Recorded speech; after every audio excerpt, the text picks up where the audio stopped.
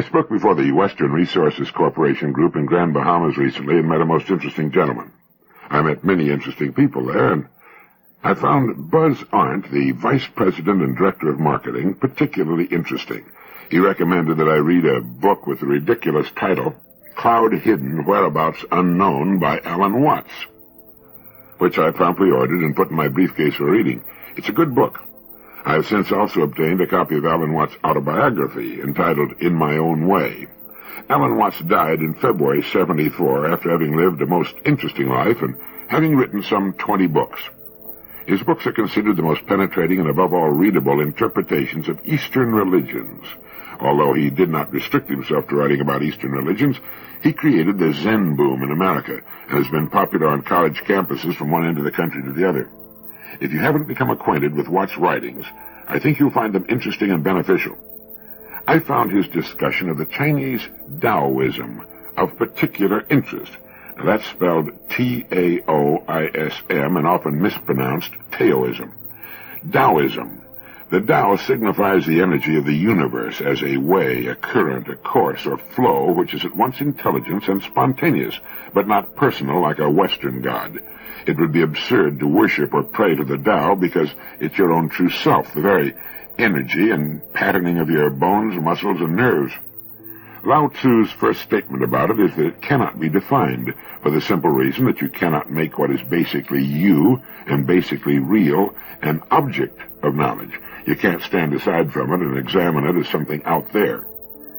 Although then we cannot define it, we must not assume that it is something bleary like the blind energy of 19th century scientists. From our own point of view, our heads themselves are blind spots.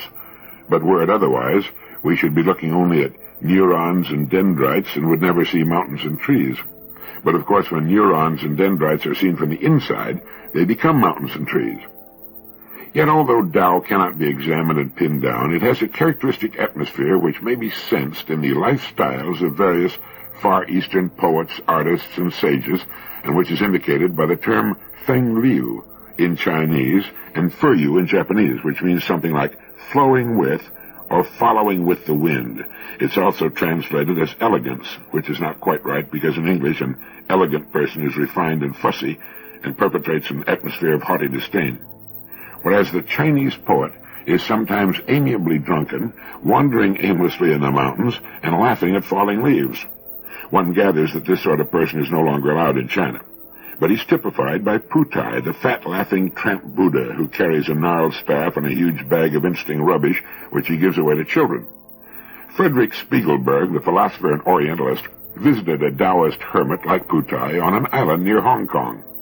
When he was introduced as an American university professor traveling under a Rockefeller grant to find out whether Asian spirituality was still vital, the hermit began to chuckle very gently, and this gradually developed into uproarious laughter, at which his whole glutinous mass shook like jelly, and that was the end of the interview. A more ancient Taoist sage, whose name I forget, was approached by a Chinese emperor one time to be an advisor to the government. He declined the offer with extreme courtesy, but when the emissary had departed, he washed out his ears, and also those of the donkey on which he customarily rode. Then there was the Chinese Zen priest, famed as a great painter, but who, unlike other priests, grew his hair long. After getting sufficiently drunk, he would dip his hair into a bowl of ink and then slosh it over a scroll of paper. The next day he'd give himself a Rorschach test on the splosh and see in it images of mountains, rivers, and forests, which needed only a few touches of the brush to bring them out for all to see. When I was invited to the tea ceremony by the artist and printmaker Saburo Hasegawa, he pointed out the subtle beauty of cigarette ash on a tile made by J.B. Blunk, which we were using for an ashtray. Now, these are vignettes to give you some suggestion of the atmosphere of flowing with the Tao. The principle of the thing is also recognized by our own surf riders, some of whom know very well that their sport is a form of yoga, or Taoist meditation, in which the whole art is to generate immense energy from going with your environment, from the principle of wu-wai, or following the gravity of water, and so making yourself one with it. For as Lao Tzu himself said, gravity is the root of lightness. Now, using this ancient Chinese principle, we learn the senselessness of trying to force our way upstream against the current. Flow with the river, It's another way of saying achieve serenity, or as we say today, or did at least, cool it. Get rid of tension and rigidity. Bend with the wind, and you'll still be around after the hurricane is gone and the good weather returns. It's like the principle of judo, which uses the power and force of your aggressor to defeat him. He makes the move. You simply channel him, using his own force and momentum to easily cause him to sprawl in the dirt. The same thing with the feeling of Taoism. It can be done to trouble, worries, situations which at first seem threatening, but which can, if we flow with the river, be turned to our advantage. A person with such an attitude and philosophy cannot be defeated. He smiles with the wisdom of understanding. He knows that he himself is a part of everything else, the very energy of the universe, and that he can best live and achieve whatever ends he decides upon by going with the wind, with the current, with ease and serenity, never with tension, never with force or strain. In the Western world, we've become used to such terms as the rat race, fighting the competition, getting our share of the market. A world in which tension and strain concerned expressions are everyday things. We consume tons of tranquilizers to attempt to achieve the very thing that Taoism teaches. In sailing a boat, the force of the wind is used to sail to all points of the compass. With the same wind, we can go north or south, east or west. It all depends upon our attitude, the way we set our sails and proceed. Now, we cannot sail directly into the wind, but we can tack and arrive in good time. Now, we know the maximum speed of a sailboat by a simple formula. It's the square root of the length of the waterline. There's little use in trying to go much faster. If you're cruising in a sailboat, you shouldn't be in a hurry anyway. Alan Watts speaks of the energy of the universe. We can think of the energy of the universe as we think of the wind when sailing. The energy flows. We don't know what it is or where it comes from. We don't need to define it or try to bottle it up. It's there. It's available to us if we're wise enough to use it. We have only to set our course, stay at the helm of our lives, go with the wind and the current, and we'll arrive at our destination in good time, without tension, without worry or strain, or a coronary or an ulcer. What's more exhilarating, for example, than surf riding? Yet we're following the flow of the waves, going with the current, allowing ourselves to be swept along at great speed. Our job is one of skill and balance, learning to manipulate the surfboard. We can learn to sail a boat or ride a surfboard, and we can become expert at whatever we choose to do with our lives. Then we must learn to flow with the current, with the energy of the universe, and it'll bring us anything we seek. It's good to dwell on this ancient Chinese philosophy when driving in traffic, playing golf or tennis, sailing, skiing, selling, working, getting along with our families. It's a good way to go. Flow with the current, ride with the wind. Just keep the skills improving and a steady hand on the wheel and an eye on the sails. Don't push. Don't sweat and strain. Keep your blood pressure down. Move with the traffic. Relax. You'll get there just as fast and without the frayed nerves and dents. Remember, we're not here all that long. Let's enjoy the trip. On a speaking trip to Los Angeles recently, I ran into an old acquaintance, John Hartman, who reminded me of something we should all remain aware of, but which we tend to forget. He said, those of us who travel around the country a lot and get to see the United States from all different perspectives are aware of the tremendous value and potential we have here. We have a truly great product, and we tend to forget it. Well, he's most certainly right. Of all the Western countries, prosperous as they have become, and let's include Japan in the East, not one of them has the resources to be found in such abundant supply in the United States. Canada has the natural resources, but lacks the people.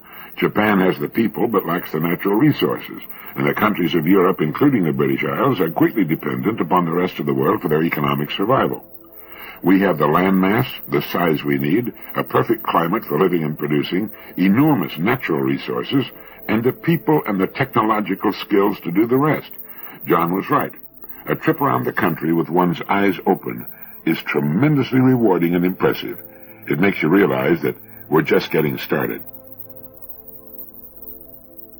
After reading Cloud Hidden, Whereabouts Unknown by Alan Watts, I ordered some of his other books, and on my recent flying trip to the West Coast, I read his The Wisdom of Insecurity. I think it bogs down some toward the end of the book, but he makes a couple of points in the beginning which make the book an excellent investment. One of them is that security and safety do not exist during our life on Earth. Looking for security or safety is like trying to hold your breath for 10 minutes. It's an impossible quest. But that impossible quest is what keeps so many millions living in a state of strained tension and running as fast as they can from month to month trying to lay hold of a phantom. We are completely secure in the universe. We're as secure in our atomic structure as anything else, a rock or a gas. As the rocket scientist Wernher von Braun has said, as far as living energy is concerned, there can be no death. But during our lives as we know them, the search for security and safety is patently ridiculous. And the best thing we can do in our quest for freedom is to get rid of these myths once and for all. In doing so, we'll know a wonderful new feeling of ease and freedom. It's like taking a deep breath and letting it out with a rush. The other day, a car came speeding through the busy intersection on one corner of which stands the building in which I have my office. He tried to beat the light, failed to do so, and was rammed in the middle of the intersection by a car proceeding on the green. He didn't have his seatbelt fastened, and the jolt of the other car hitting him amidships threw him across the seat to the other side of the car. Then, at high speed, with no one at the wheel, his car rammed into our building, knocking quite a hole in our decorative marble and doing extensive damage to the car. Well, it was fortunate that there were no pedestrians on the sidewalk at that time. Normally, there would have been at that time of day. 3 or 4 people could easily have been killed or seriously maimed. I could have been. There's not a moment of the day or night in which any one of us could not be brought to a sudden end as far as this life is concerned.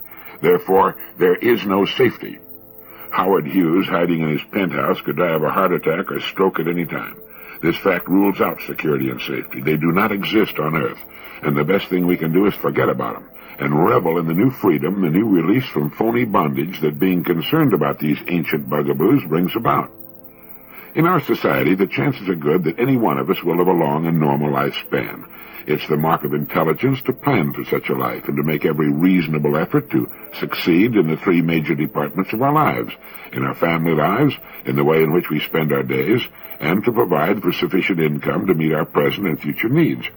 But other than that, we should eliminate all concerns about trying to play it too safely. Now, I like to sail, as I mentioned. When I'm sailing alone, I wear a safety harness at all times.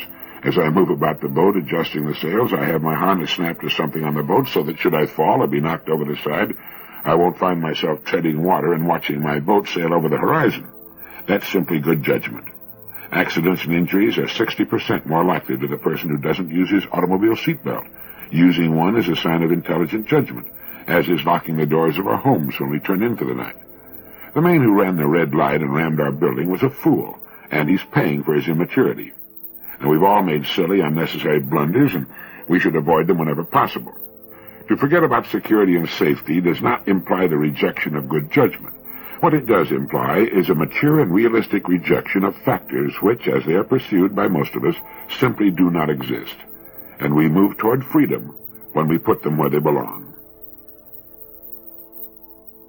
I was reminded in Manas that Gandhi proclaimed 2 values as ultimate, satya and ahimsa, which mean truth and nonviolence.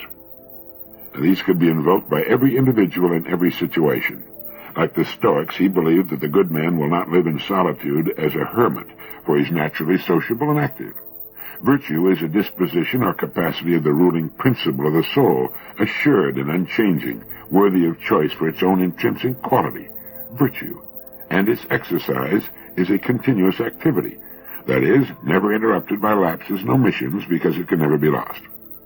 The appeal to intrinsic eternal values could be used to reject conservative as well as meliorist creeds that justify the present by appeal to the past or the future, and also the means employed by the distant ends they're supposed to serve. To Gandhi, it is necessary to do what seems to be right in scorn of consequences, and every single act must be justified in terms of the ultimate, unchanging values rather than the results that are expected to emerge. Now, this is excellent advice in the search for maturity and freedom. When problem situations arise, we know intuitively. Our bodies tell us what's right. But in a flash, expediency, or the supposed end toward which we're working, fills our minds, and selfishly we become cowards or willful children when we could have been great. If you'd like to know more about Mohandas Gandhi and his thought in relation to the central religious and philosophical ideas of both East and West, read the book, The Moral and Political Thought of Mahatma Gandhi, by Raghavan Iyer, professor of political science at the University of California, Santa Barbara, California, is published by the Oxford University Press in New York. It is perhaps particularly apropos that as many people as possible, particularly those who hold or seek political office, read the second chapter, which is titled The Purification of Politics. Gandhi, as Manas points out, is too casually called a politician. He was a most unusual politician in that he believed that the high standards of individual morality ought to have application in politics, and that reason of state could never justify compromise or neglect of moral principles. He saw no distinction, finally, between the good of the individual and the good of society, and while he was not unaware of the slow rate of development of man in the mass, he felt that progress toward a social ideal would be not merely slowed further, but actually prevented by failing to work toward wholly worthy goals.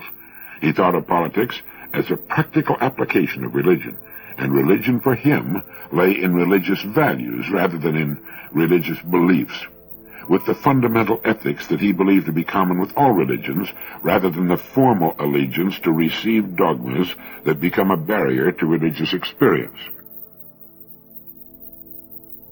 Daniel Long, author of the book Of Bombs and Men and Staying Alive, published some years back by McGraw-Hill, once went to Washington with his notebook in his hand to find out when enough is enough. As a model of frustration, his account is unequaled. His question was simplicity itself. Since we already have thousands of nuclear weapons, when will we have enough? Trudging through a maze of government, he asked that question of generals and scientists, diplomats and congressmen. The more people he talked to, the more apparent it became that within the government itself, tentativeness was everywhere. He discovered that nobody would tell him, not because they didn't want to, and not because it was a military secret, but simply because nobody knew. Wandering the capital in search of answers, he grew accustomed to hearing earnest answers that were charged with dilemma and paradox, with fact shaped by opinion, with logic rooted in prayer. To the self-contained world of official Washington, it seemed an unfair question. It was like asking how far is up, to which the only answer is, as far as you want to go. But since nobody was quite sure where we were going, nobody could tell Mr. Lang when we would get there, or indeed if we'd already arrived. Like Diogenes with a notebook, he persisted in his quest with the tenacity of a skilled reporter and the concern of a deeply troubled citizen. Although it produces no solutions, his inquiry into enoughness provides a vivid and troubling portrait of the nuclear confusion we live in. As Ronald Steele wrote in his review of Lang's book, it is one of the paradoxes of our times that the weapons on which our safety presumably depends are designed for the purpose of making their use unnecessary. They are not meant to fight a war which could only result in the destruction of much of Western civilization, if not all of it, but to prevent a war from occurring. The old concept of victory, like a good many other ideas inherited from pre-Hiroshima days, has given way to the concept of deterrence, and in defining what constitutes an adequate deterrent, all is truly dilemma and paradox. The then Secretary of Defense, Robert McNamara, said that enough equals the amount required to deter an enemy strike, plus the amount needed to minimize damage to this country in the event of a strike. But what will deter an enemy strike? He answered, unacceptable damage from our surviving forces. And what is unacceptable damage? 20 million dead? 50 million? 150 million? Well, here all rational speculation ceases. All we know, or at least all we think we know, is that deterrence means there shall be no aggression without retaliation. But what constitutes an adequate deterrent is anybody's guess. Deterrence is not a science, it's an exercise in political psychology. And the fact that millions of human beings must live this way is, as one official put it, a hell of a way to run a railroad. On her deathbed, Gertrude Stein is said to have asked the question, what is the answer?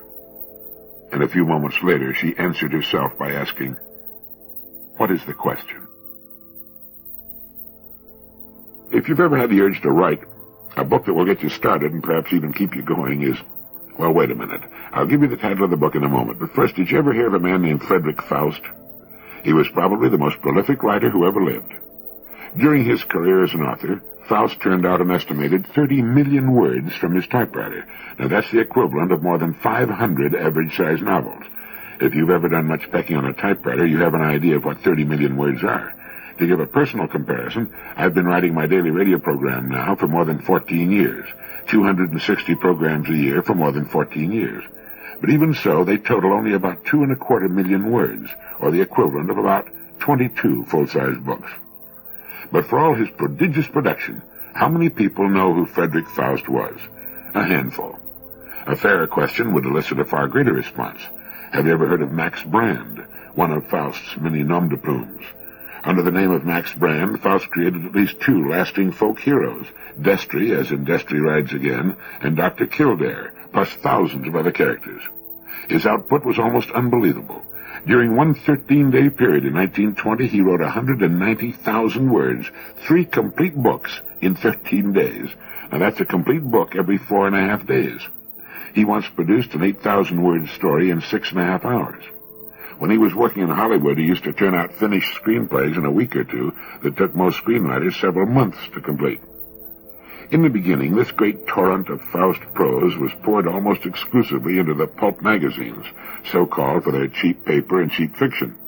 Faust often had as many as 3 stories in a single issue of a magazine, each story appearing under a different name. Though he wrote mysteries, spy and adventure tales, and historical romances, Faust was primarily known for his westerns, and to one magazine alone, Western Story, which was a favorite of my father's, he contributed 307 stories, serials, and novelettes. Even though he loved to write of the West, he had little use for it as an experience. His publisher once sent him to El Paso, Texas, to soak up some real Western environment, and he spent the whole time in his hotel room reading Greek tragedies, which he read, incidentally, in the original Greek. Even though he later moved up to the higher quality fiction market, the so-called slicks, such as Liberty, Collier's, and the Saturday Evening Post, and became as prodigious a supplier to them as he had been to the pulps, he was at heart an intellectual and a classicist. In the early days, while working as a subway laborer and living in a Bowery YMCA in New York, he read Nietzsche, Darwin, Spencer, Kant, Dante, Homer, and the rest in their original languages. His familiarity with the Greek myths was often betrayed by the mythological threads he wove into his Western stories and by the godlike qualities he gave his cowboys. Oddly enough, he failed in his greatest literary attempt. He labored for 6 years on the opus dearest to his heart, an epic poem, Dionysius in the Underworld, only to have it universally rejected by publishers. He finally had to pay for its publication himself. So if you need inspiration to write, get the book Max Brand, The Big Westerner, a biography of Faust by Robert Easton, who calls him an unknown giant and puts him in the company of Fitzgerald, Faulkner, and Hemingway. I read an article by J.B. Priestley in which he pointed out that so much of our lives these days are characterized by the pervasive feeling that there ought to be something else. At the cocktail party, and especially afterwards, on Sunday afternoons and at odd times during our days, we're aware of a small voice telling us that something is missing from our lives. It might be said to be akin to the feeling we sometimes have when something we've wanted to do or a trip we've wanted to take is over, and we're left in the vacuum between events. I think the lack of something else of which Priestley writes might be caused by the lack of an overall journey, which is more important to us than the short trips which go to make it up. If you've ever taken a long motor trip toward a final destination that you want very much to reach, a trip which took several days, you remember enjoying each day's drive.